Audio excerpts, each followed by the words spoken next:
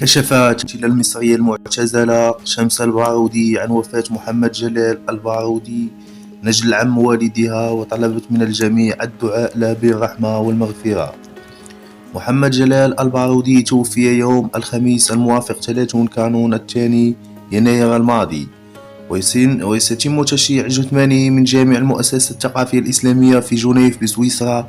بعد صلاة الظهر يوم الأربعاء الموافق 5 شباط فبراير الجاري، ويتم دفنه في القسم الإسلامي بمقبرة سان جورج في جنيف،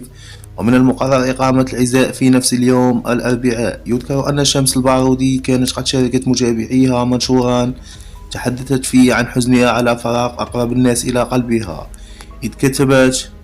أحاول بكل ما يقين